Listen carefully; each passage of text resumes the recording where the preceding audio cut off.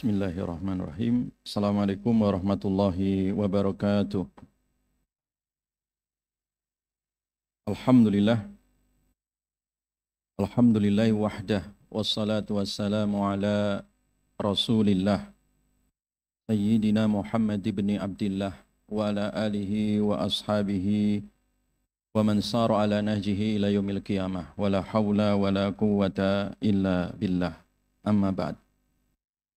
Jamaah sekalian yang diberkahi oleh Allah, alhamdulillah dengan izin Allah, dengan rahmat Allah dan juga dengan karunia Allah Subhanahu wa taala, kita memasuki malam yang ke-23, malam ganjil ya. Di mana Nabi sallallahu alaihi wasallam memerintahkan untuk mencari Lailatul Qadar di malam ganjil di 10 terakhir bulan Ramadan. Rasulullah bersabda, taharru Lailatul Qadri fil witri minal ashril awakhir. Carilah Lailatul Qadar itu di malam-malam ganjil dari malam 10 terakhir min Ramadan, dari bulan Ramadan. Dan pernah juga Lailatul Qadar terjadi di malam 23. Itu sebagaimana di sebuah riwayat yang disebutkan oleh sahabat Abdullah bin Unais ya. Beliau menceritakan ketika Nabi SAW iktikaf di malam 23. Nabi bersabda, uritu Lailatul Qadri, aku ditampakkan ya, artinya melalui wahyu gitu, diinformasikan bahwa malam itu alias malam 23 terjadi Lailatul Qadar ya. Terjadi Lailatul Qadar sampai ada tanda-tandanya ya, pamutirna lailah thalathin wa ishrin ya. Jadi lailah thalathin wa ishrin ya. Malam 23 waktu itu ya. Jadi dengan informasi hadis seperti ini juga sebagai kabar gembira bagi kita ketika kita menghidupkan malam 23 ini, mudah-mudahan merupakan bagian dari malam Lailatul Qadar. Allahumma amin. Kenapa kita perlu untuk mendapati malam Lailatul Qadar? Karena usia kita ini pendek ya. Usia kita pendek. Usia umat Nabi itu rata-rata berkisar antara 60 sampai 70 tahun. Umru ummati baina sittin ila sab'in. Umur umatku antara 60 sampai 70. Nabi sendiri 63, Abu Bakar 63 ya. Jadi rata-rata umat Nabi itu di bawah 100 tahun usianya, di bawah 1 abad. Sementara umat-umat terdahulu berabad-abad ya. Umat Nabi Adam, Nabi Nuh itu 1000 tahun ya. 60 melawan 1000 tahun, sama-sama puasa, sama-sama sholat. Menangan mana? Sama-sama balapan? Menang yang 1000 tahun ya. Tidak level itu. Walaupun sama-sama sholat, sama-sama puasa ya. Jadi secara kuantitas ya, hitung-hitungan angka usia, kita kalah dengan mereka umat-umat terdahulu yang panjang usianya. Sama-sama diutus Nabi dan Rasul di tengah-tengah mereka, kita juga diutus Nabi dan Rasul di tengah kita, yaitu Nabi Muhammad sallallahu alaihi wasallam. Nah, bagaimana cara untuk membalap mereka dari sisi kualitas? Nah, itu kita diberi jalan oleh Allah. Kalau dari sisi kuantitas, bilangan usia kita kalah ya. Tetapi dari sisi kualitas amal kita menang. Kenapa? Karena 1 malam Lailatul Qadar itu sama atau setara dengan 1000 bulan. Ketika itu Nabi SAW menceritakan satu kisah umat terdahulu yang usianya panjang. Ada di antara mereka itu orang yang abid, di tengah malam dia ahli ibadah. Jadi semalam full dia sholat. Nanti di siang hari dia nenteng senjata untuk jihad. Di malam hari dia sebagai seorang abid, di siang hari sebagai seorang mujahid. Tidak terputus-putus itu. Sampai 1000 tahun. Kok 1000 tahun? 1000 apa? Bulan ya. Sampai 1000 bulan. Tidak terputus itu. Nah kemudian mendengar kisah ini, para sahabat terkagum-kagum ya.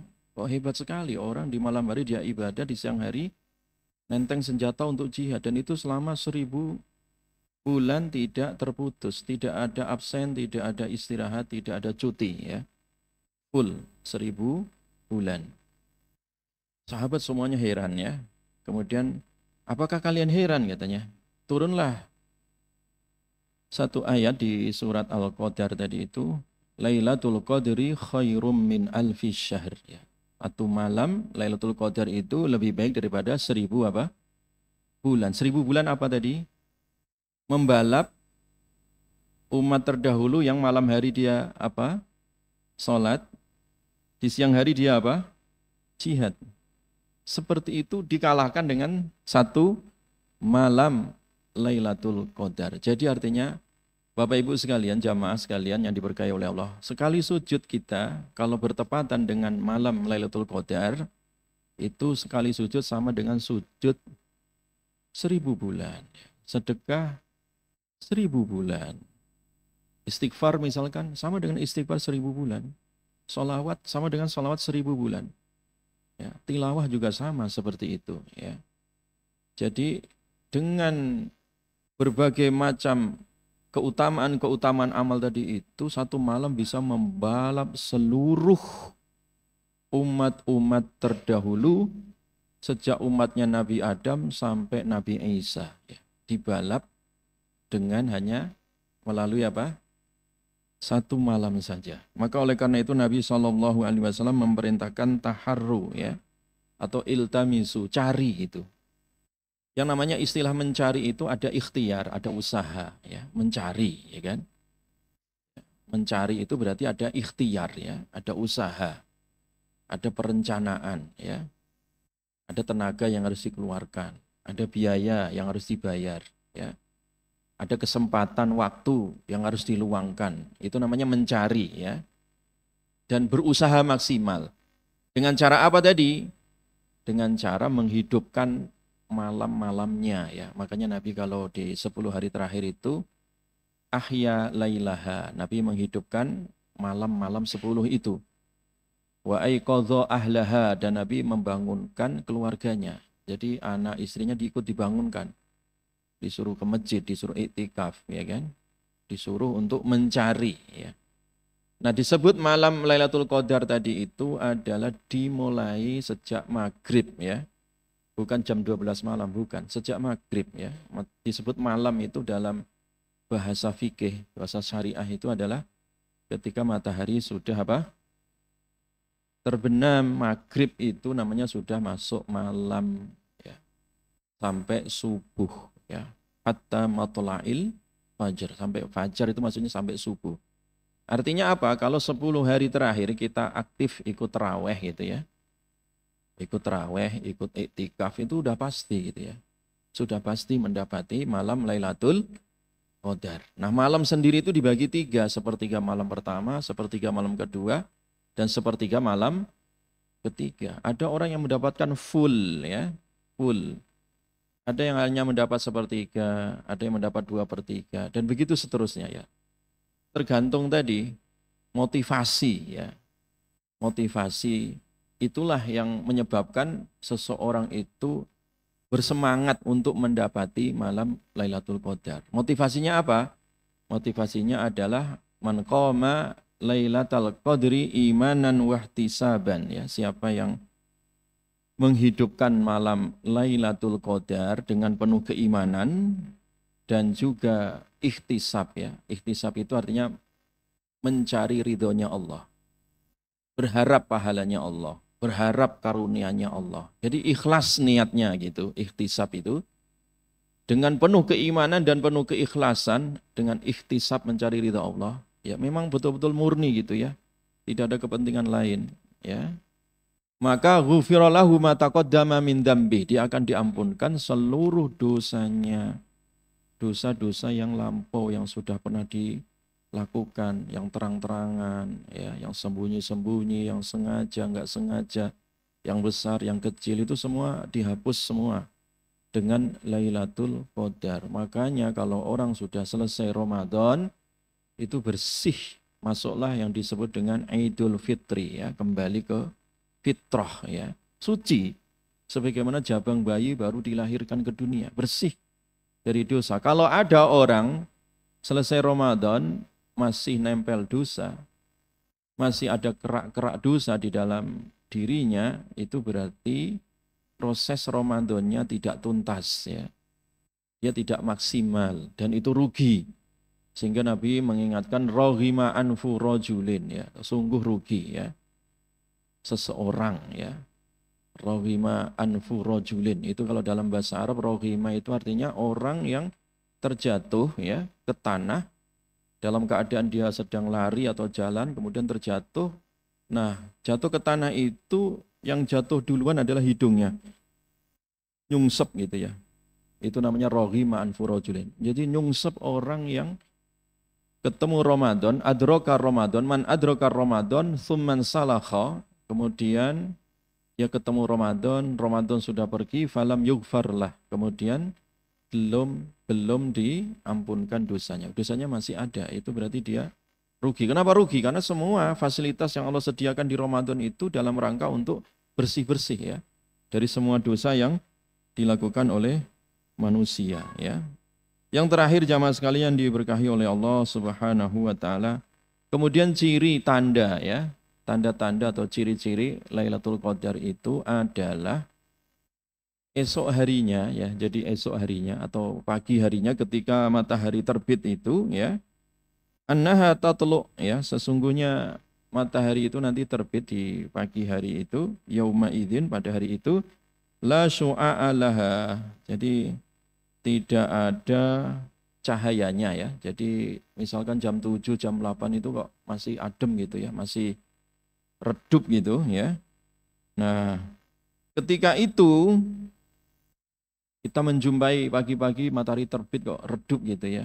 Udah jam 8, 9 gitu masih redup, biasanya jam 7, 8 itu udah panas, ya. Itu kok redup aja. Nah, itu berarti tadi malam tanda-tanda masuk Lailatul Qadar, ya. Jadi Lailatul Qadar. Nah, kemudian di malam harinya juga disebutkan di dalam hadis yang lain juga disebutkan tanda-tanda Lailatul Qadar tadi itu adalah annaha safiyah, ya. Annaha safiyah. Safiyah itu artinya bersih itu, ya. Malam harinya itu bersih itu. Bersih, tenang itu, ya. Itu namanya safiyah, ya.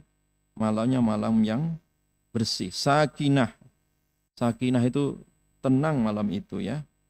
Jadi malamnya enak gitu, ya, nggak terlalu panas, nggak terlalu dingin. Jadi enak, ya, suasana, cuacanya itu adalah cuaca yang enak sekali. Dan yang paling penting tadi itu, ya, paginya itu tadi mataharinya sorot daripada sinarnya itu redup atau lemah gitu, ya. Jadi tidak terlalu menyengat.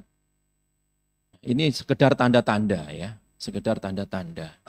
Yang pasti itu ada di 10 hari terakhir dan yang mayoritas terjadinya adalah di malam ganjil. Malam ganjil itu berarti bisa malam 23, bisa malam 25, 27, 29. Jangan khawatir, masih ada 1 pekan lagi untuk kita maksimal melakukan ibadah Ramadan.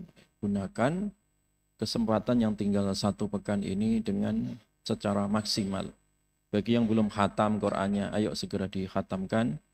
Bagi yang belum bayar zakat malnya, segera dibayarkan. Karena membayar zakat mal di bulan Ramadan itu keutamaannya dilipat gandakan 70 kali lipat, ya. Ibadah-ibadah fardu itu dilipatkan 70 kali lipat. Sementara ibadah-ibadah sunnah itu setara dengan ibadah fardu. Jadi ini adalah keutamaan, ya. Kenapa kok bayar zakatnya di bulan Ramadan? Selain kita mudah untuk mengingat-ingat jadwal tahunan kita bayar zakat mal, selain itu juga Ramadan adalah bulan mulia yang keutamaannya tadi ibadah-ibadah fardu seperti bayar zakat mal dan ibadah-ibadah yang lainnya itu dilipat gandakan menjadi berapa?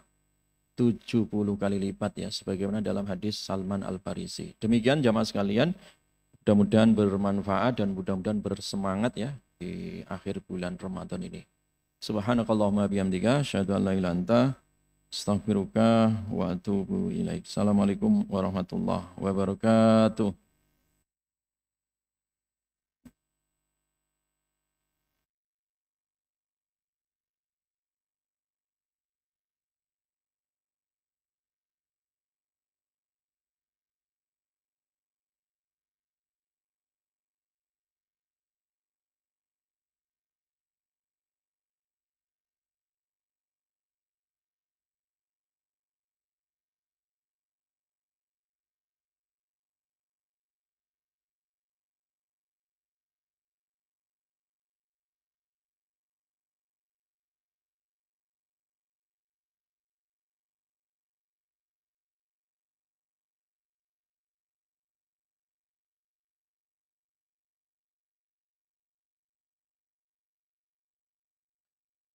صلوا سنة التراويح ركعتين جامعة رحمكم الله. الله أكبر.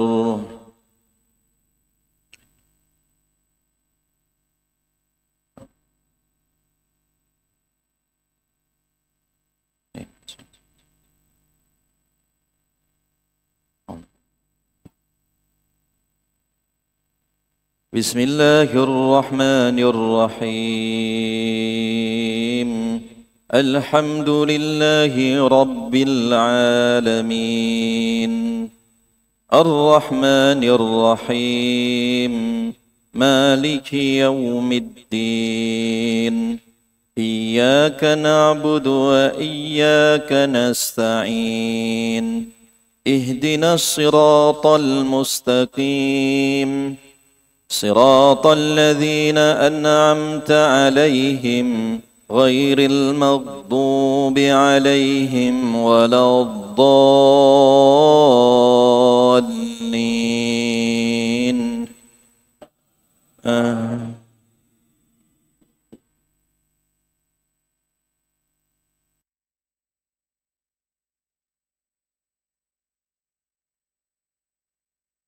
بسم الله الرحمن الرحيم.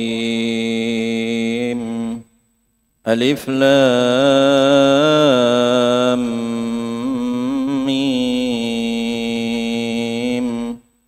تلك آيات الكتاب الحكيم هدى ورحمة للمحسنين الذين يقيمون الصلاة ويؤتون الزكاة وهم بالآخرة هم يوقنون أولئك على هدى من ربهم وأولئك هم المفلحون. ومن الناس من يشتري لهو الحديث ليضل عن سبيل الله بغير علم ويتبع كل شيطان مريد. ومن الناس من يشتري لهو الحديث ليضل عن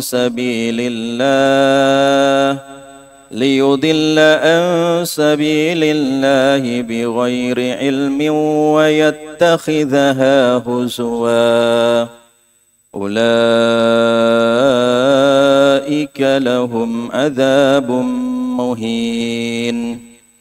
وإذا تتلى عليه آياتنا ولى مستكبرا كأن لم يسمعها كأن في أذنيه وقرا فبشره بعذاب أليم. الله أكبر.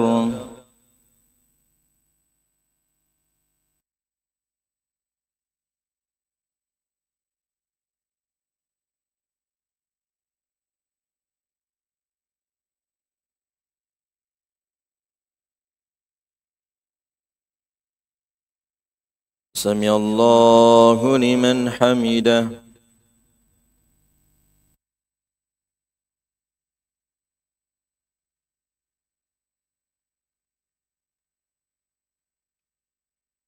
الله أكبر.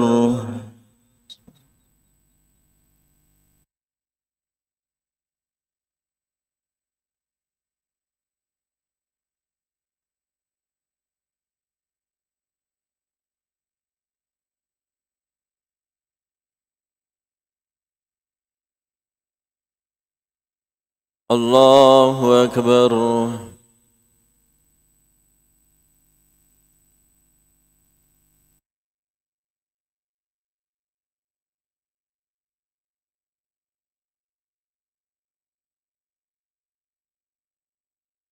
الله أكبر.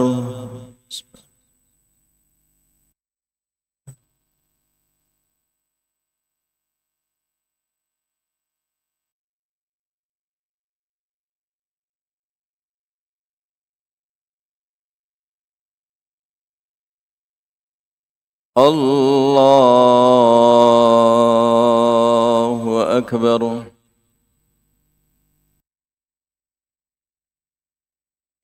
بسم الله الرحمن الرحيم. الحمد لله رب العالمين الرحمن الرحيم مالك يوم الدين إياك نعبد وإياك نستعين اهدنا الصراط المستقيم صراط الذين أنعمت عليهم غير المغضوب عليهم ولا الضالين.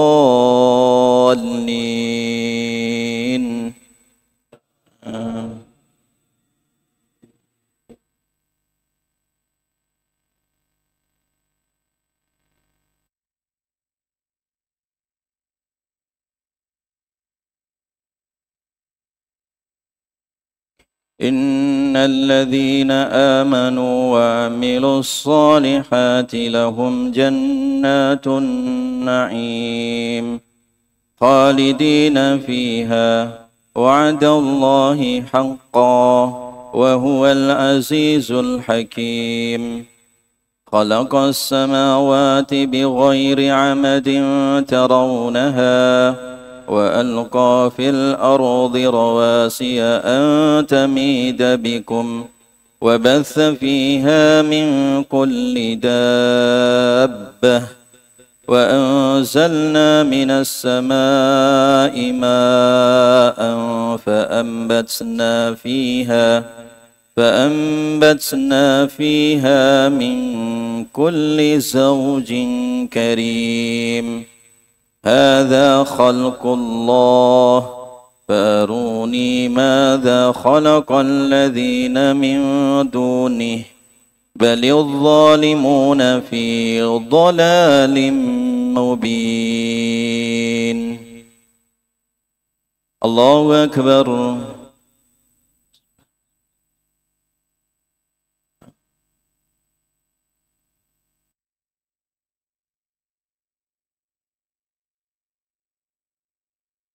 سمع الله لمن حمده ربنا.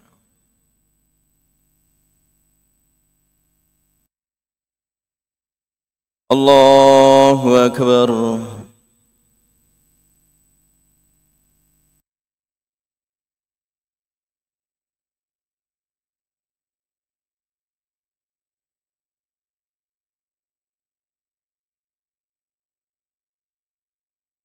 الله أكبر.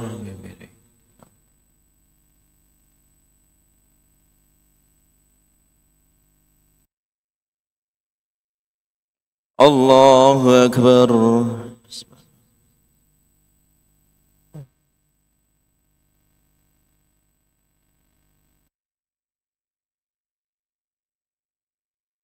الله أكبر.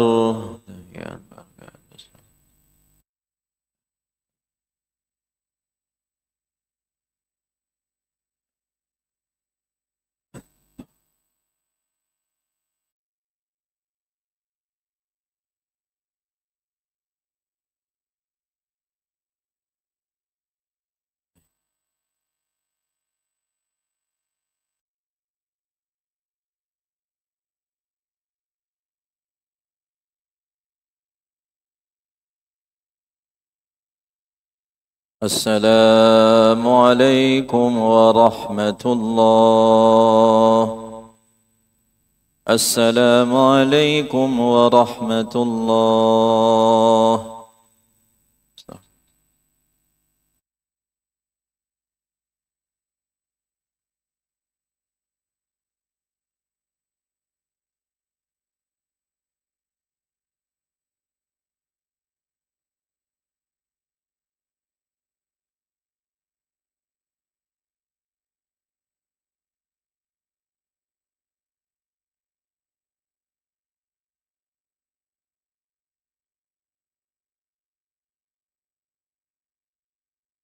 صلوا سنة التراويح في ركعتين جامعة رحمكم الله.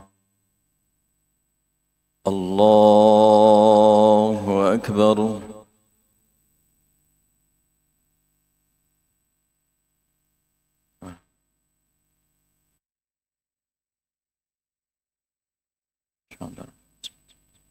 بسم الله الرحمن الرحيم. الحمد لله رب العالمين الرحمن الرحيم مالك يوم الدين إياك نعبد وإياك نستعين اهدنا الصراط المستقيم صراط الذين أنعمت عليهم غير المغضوب عليهم ولا الضالين آمين.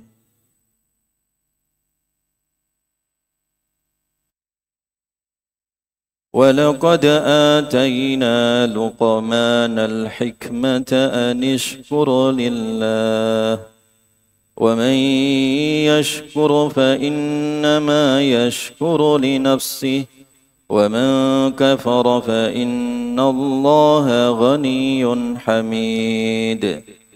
وإذ قال لقمان لابنه وهو يعظه يا بني لا تشرك بالله إن الشرك لظلم عظيم.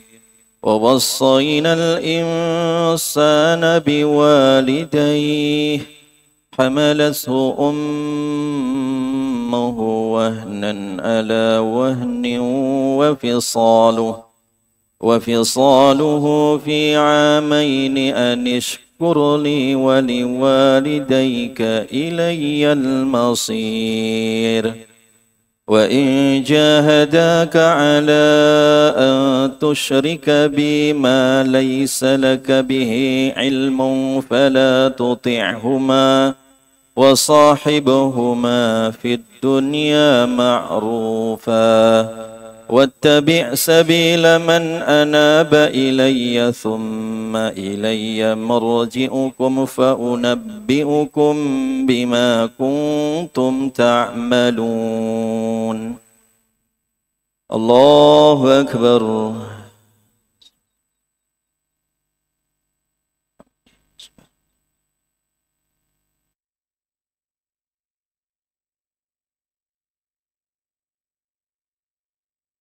سمع الله لمن حمده.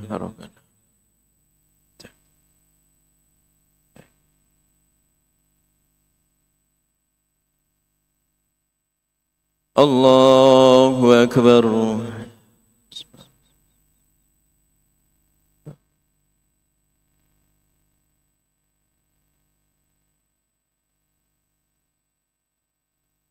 الله أكبر.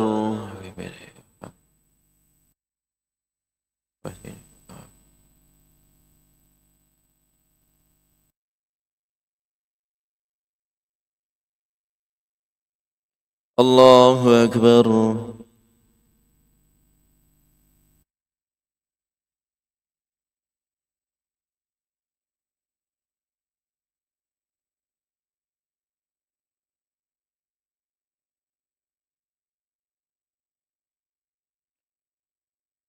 الله أكبر. بسم الله الرحمن الرحيم. الحمد لله رب العالمين الرحمن الرحيم مالك يوم الدين إياك نعبد وإياك نستعين اهدنا الصراط المستقيم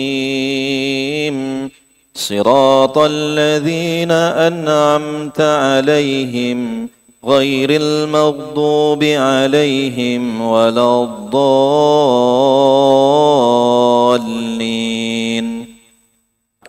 آمين.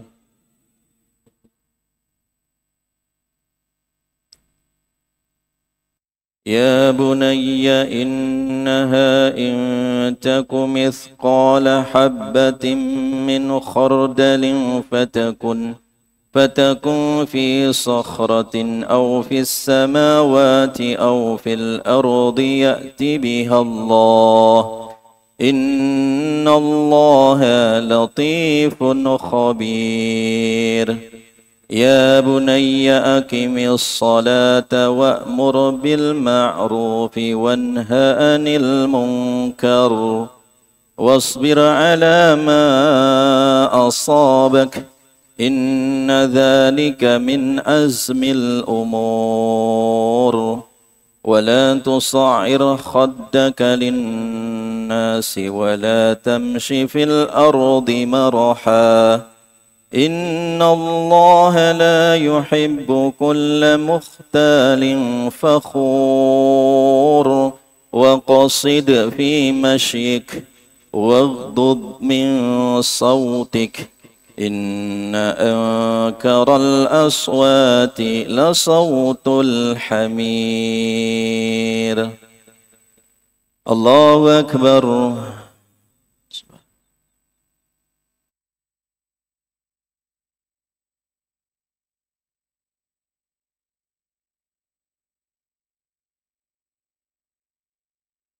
سمع الله لمن حمده.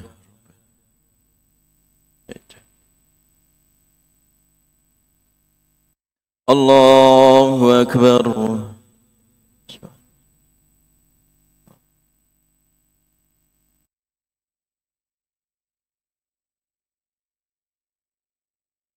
الله أكبر.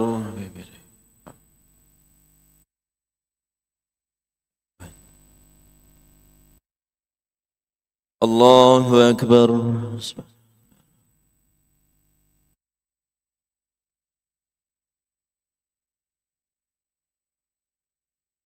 الله أكبر.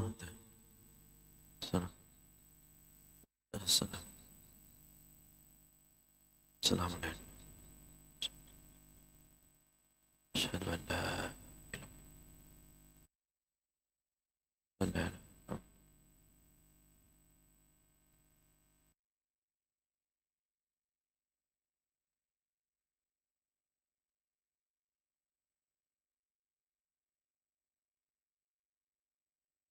السلام عليكم ورحمة الله. السلام عليكم ورحمة الله.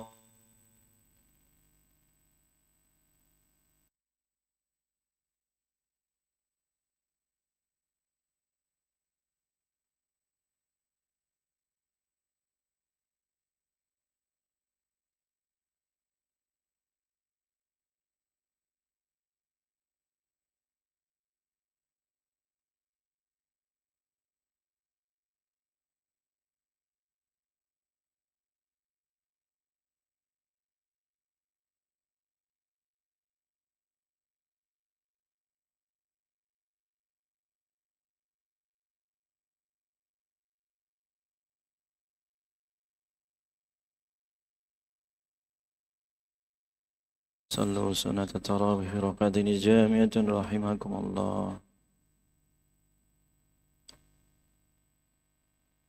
الله أكبر.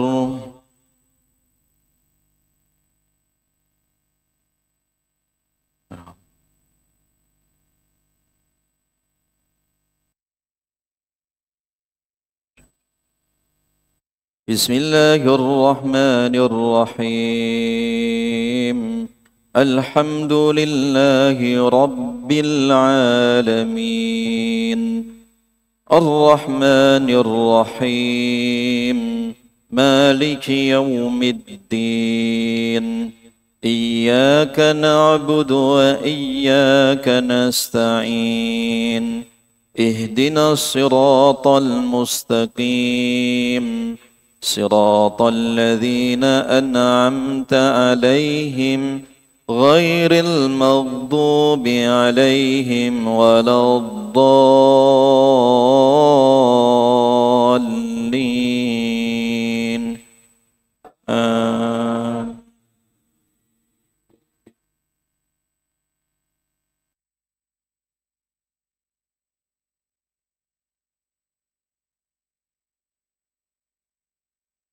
ألم تروا أن الله سخر لكم ما في السماوات وما في الأرض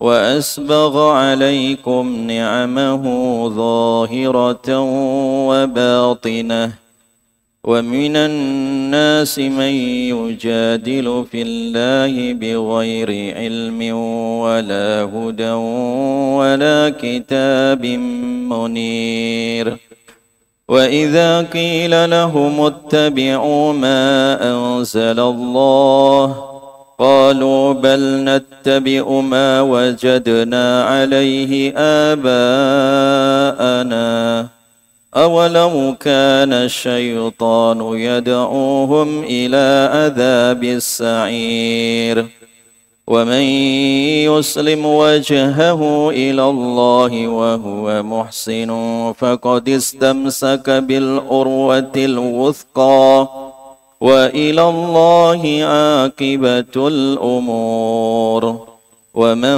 كفر فلا يحزنك كفره إلينا مرجعهم فننبئهم بما عملوا إن الله عليم بذات الصدور نمتعهم قليلا ثم نضطرهم إلى عذاب غليظ الله أكبر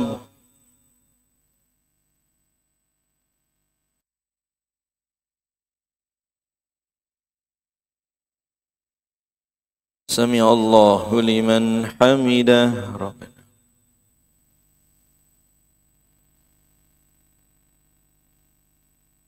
الله أكبر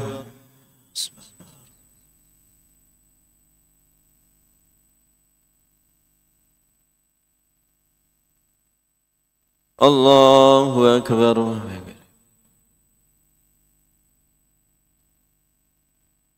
الله أكبر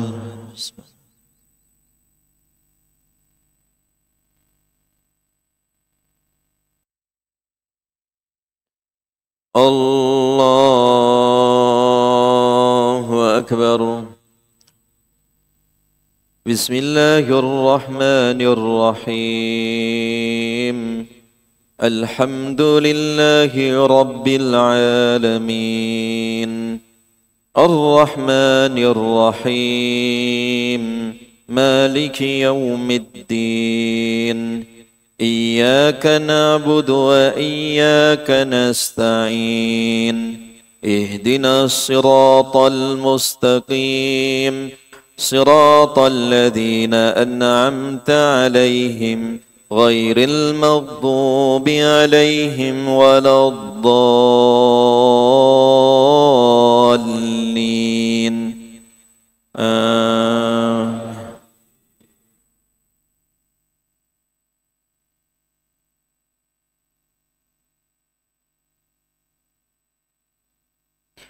ولئن سألتهم من خلق السماوات والأرض ليقولن الله قل الحمد لله بل أكثرهم لا يعلمون لله ما في السماوات والأرض إن الله هو الغني الحميد ولو أن ما في الأرض من شجرة أقلام والبحر يمده من بعده 7 أبحر ما نفدت كلمات الله إن الله عزيز حكيم ما خلقكم ولا بعثكم إلا كنفس واحدة إن الله سميع بصير الله أكبر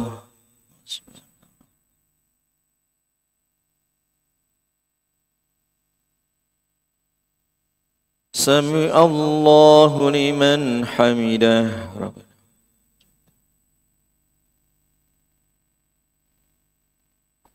الله أكبر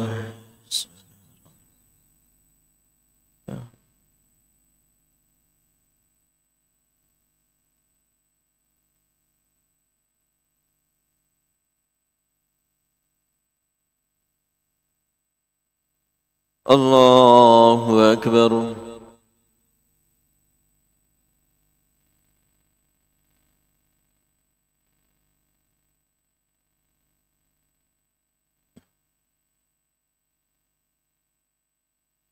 الله أكبر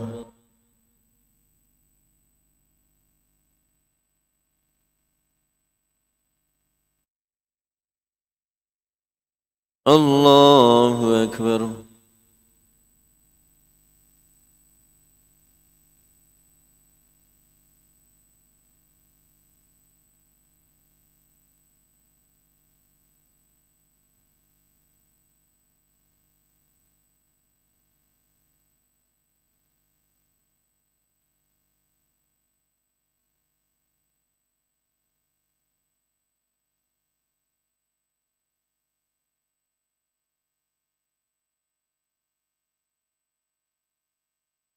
السلام عليكم ورحمة الله السلام عليكم ورحمة الله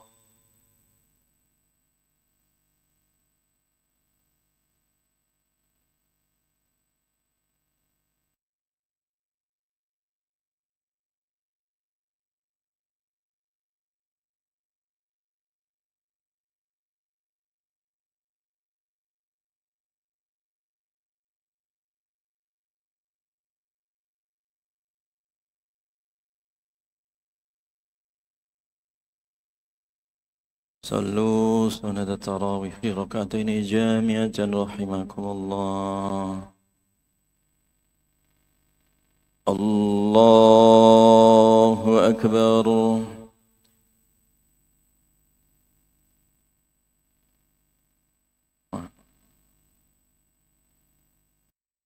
بسم الله الرحمن الرحيم الحمد لله رب العالمين الرحمن الرحيم مالك يوم الدين إياك نعبد وإياك نستعين اهدنا الصراط المستقيم صراط الذين أنعمت عليهم غير المغضوب عليهم ولا الضالين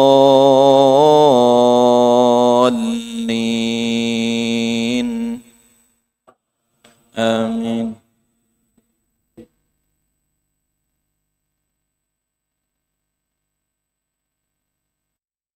ألم تر أن الله يولج الليل في النهار ويولج النهار في الليل وسخر الشمس والقمر كل يجري إلى أجل مسمى وأن الله بما تعملون خبير ذلك بأن الله هو الحق وأن ما يدعون من دونه الباطل وأن الله هو العلي الكبير. ألم تر أن الفلك تجري في البحر بنعمة الله ليريكم من آياته إن في ذلك لآيات لكل صبار شكور. وإذا غشيهم موج كالظلل دعوا الله مخلصين له الدين فلما نجاهم إلى البر فمنهم مقتصد وما يجحد بآياتنا إلا كل ختار كفور. الله أكبر.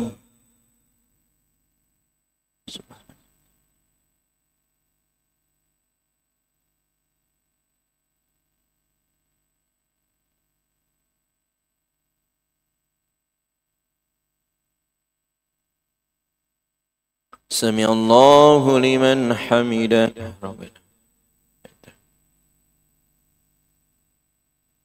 الله أكبر.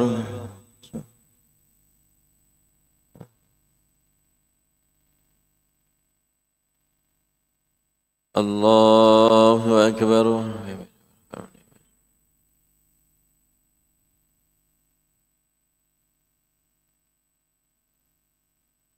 الله أكبر.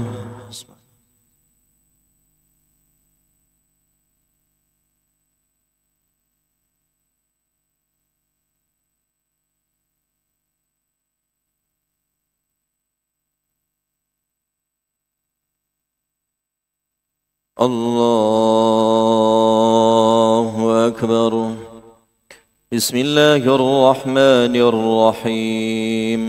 الحمد لله رب العالمين الرحمن الرحيم مالك يوم الدين إياك نعبد وإياك نستعين اهدنا الصراط المستقيم صراط الذين أنعمت عليهم غير المغضوب عليهم ولا الضالين.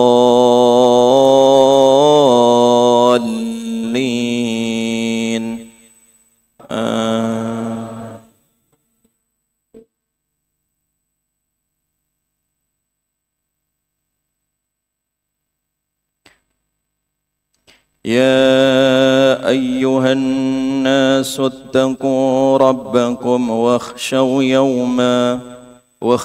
يوما لا يجزي والد أو ولده ولا مولود هو جاز أو والده شيئا إن وعد الله حق فلا تغرنكم الحياة الدنيا ولا يغرنكم بالله الغرور.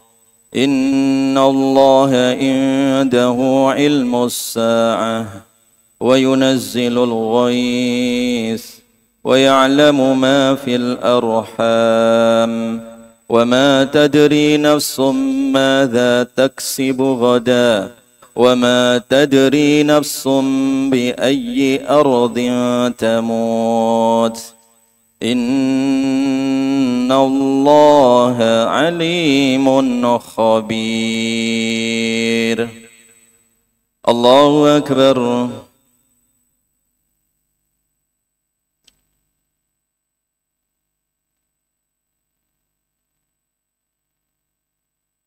سمع الله لمن حمده.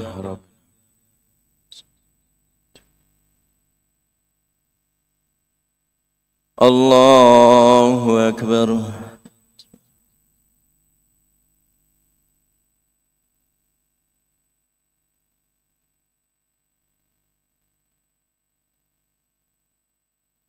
الله أكبر.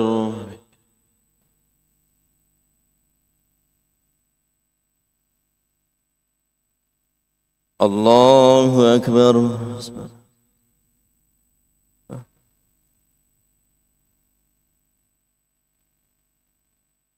الله أكبر. تحية السلام.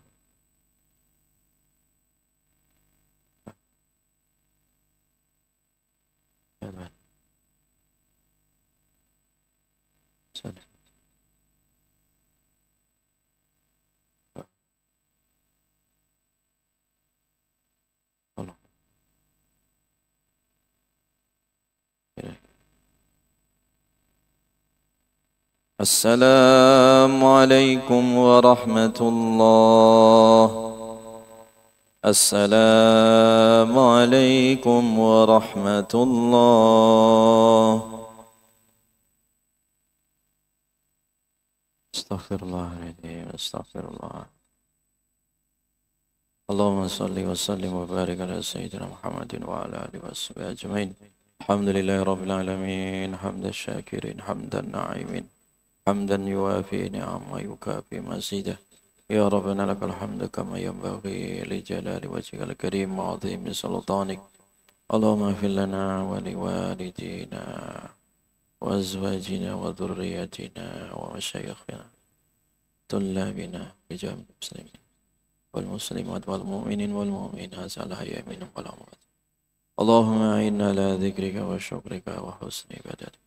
اللهم اقسم لنا من خشيتك ما تحول به بيننا وبين معصيتك، ومن طاعتك ما تبلغنا بها جنتك، ومن اليقين ما تهون به علينا مصائب الدنيا. واتنا اللهم بأسمائنا وأبصارنا وأبقيتنا واجعل ورث منا واجعل ثارنا على من ظلمنا وانصرنا على من عادانا ولا تجعل مصيبتنا في ديننا ولا تجعل الدنيا أكبر همنا ولا مبلغ علمنا ولا تسلط علينا بذنوبنا من لا يخافك فينا ولا يرحمنا برحمتك يا أرحم الراحمين. ربنا هب لنا من أزواجنا وذرياتنا قرة أعين واجعلنا للمتقين إماما. ربنا آتنا في الدنيا حسنة وفي الآخرة حسنة وقنا عذاب النار. سبحان ربك رب العزة عما يصفون وسلام على المرسلين والحمد لله رب العالمين. صلوا سنة الوتر 3 ركعات مع القنوت رحمكم الله. الله أكبر.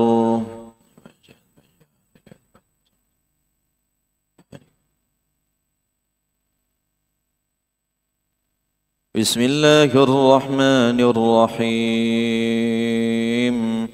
الحمد لله رب العالمين الرحمن الرحيم مالك يوم الدين.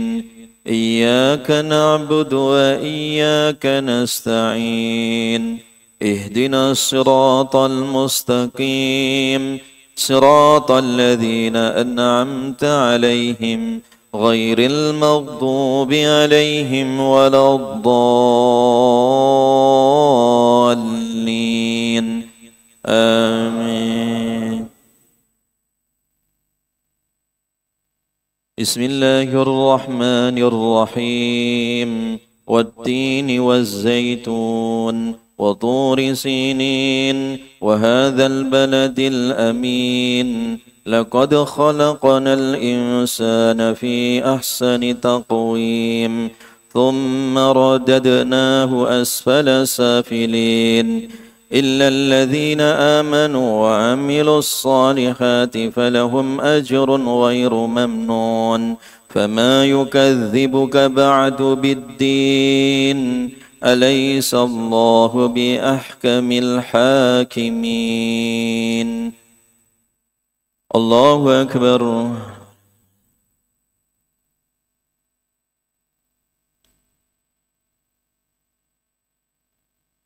سمع الله لمن حمده. الله أكبر.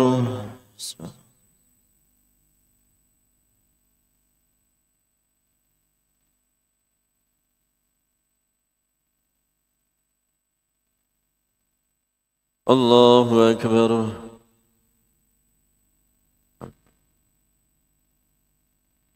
الله أكبر.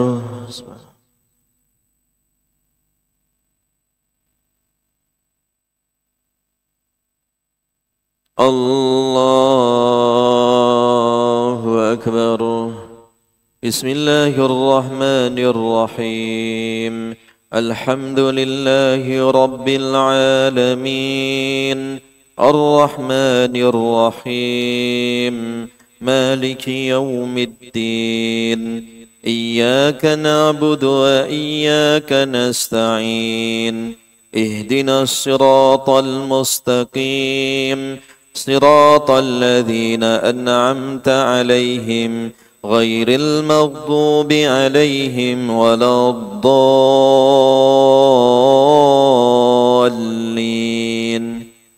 آمين.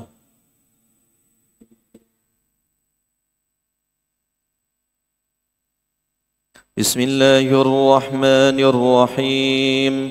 قل يا أيها الكافرون لا أعبد ما تعبدون ولا أنتم عابدون ما أعبد ولا أنا عابد ما أبدتم ولا أنتم عابدون ما أعبد لكم دينكم ولي دين. الله أكبر.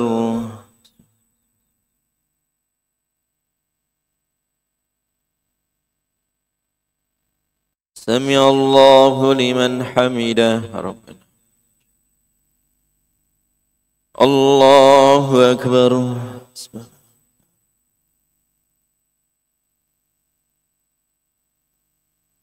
الله أكبر. الله أكبر.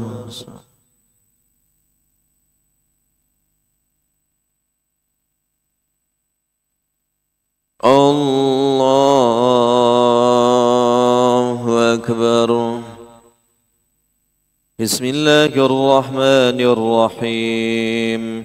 الحمد لله رب العالمين الرحمن الرحيم مالك يوم الدين إياك نعبد وإياك نستعين اهدنا الصراط المستقيم صراط الذين أنعمت عليهم غير المغضوب عليهم ولا الضالين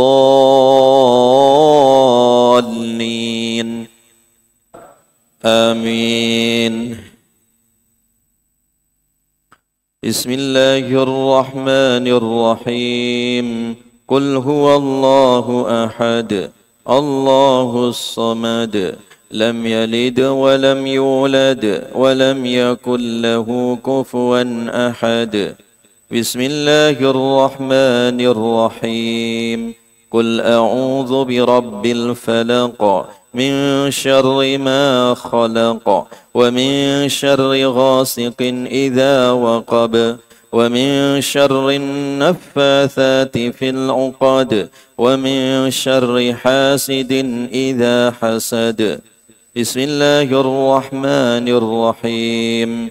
قل أعوذ برب الناس ملك الناس إله الناس من شر الوسواس الخناس الذي يوسوس في صدور الناس من الجنة والناس. الله أكبر.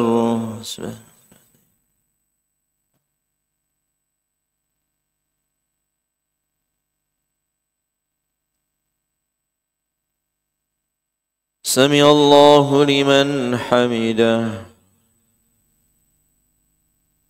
اللهم اهدنا فيمن هديت وعافنا فيمن عافيت وتولنا فيمن توليت وبارك لنا فيما أعطيت وقنا برحمتك شر ما قضيت فإنك تقضي ولا يقضى عليك فإنه لا يذل من واليت ولا يعز تبارك ربنا. اللهم لا تدع لنا في مقامنا هذا ذنبا إلا غفرته ولا هما إلا فرجته ولا كربا إلا نفسته ولا دينا إلا قضيته ولا عسيرا إلا يسرته ولا مريضا إلا شفيته ولا ميتا إلا رحمته ولا مبتلا إلا عافيته ولا ضالا إلا هديته ولا عيبا إلا سترته ولا غيبا إلا رددته ولا حاجة من حوائج الدنيا والآخرة هي لك رضا ولنا فيها صلاح إلا أعنتنا ويسرتنا على قضائها برحمتك يا أرحم الراحمين. وصلى الله على نبينا محمد وعلى آله وأصحابه وبارك وسلم. الله أكبر.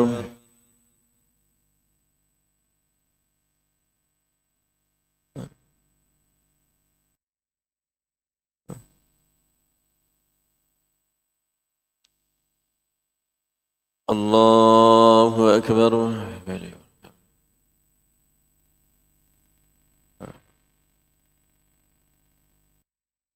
الله أكبر.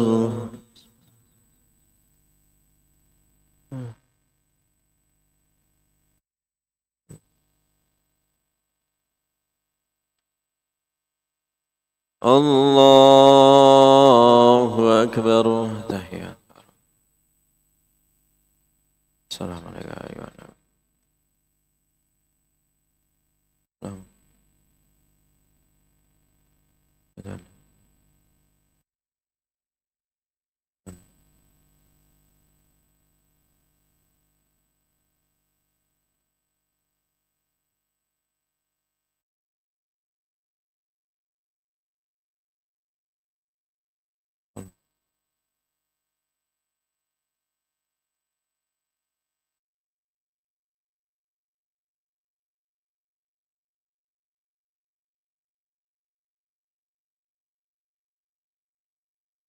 السلام عليكم ورحمة الله. السلام عليكم ورحمة الله. سبحان الملك القدوس سبحان الملك القدوس سبحان الملك القدوس سبوح قدوس ربنا ورب الملائكة والروح سبوح قدوس ربنا ورب الملائكة والروح سبوح قدوس ربنا ورب الملائكة والروح سبحان الله والحمد لله ولا إله إلا الله والله أكبر. سبحان الله والحمد لله ولا إله إلا الله والله أكبر. سبحان الله والحمد لله ولا إله إلا الله والله أكبر. ولا حول ولا قوة إلا بالله العلي العظيم. اللهم إنك عفو تحب العفو فاعف عنا. اللهم إنك عفو تحب العفو فاعف عنا. اللهم إنك عفو تحب العفو فاعف عنا. اللهم إنا نسألك رضاك والجنة ونعوذ بك من سخطك والنار. اللهم إنا نسألك رضاك والجنة ونعوذ بك من سخطك والنار. اللهم إنا نسألك رضاك والجنة ونعوذ بك من سخطك والنار برحمتك يا أرحم الراحمين. والحمد لله رب العالمين. Mari kita niat puasa. Bismillahirrahmanirrahim. Nawaitu sawma ghadin an adai fardi syahri ramadana هذه السنة فرضا لله تعالى. تقبل الله منا ومنكم.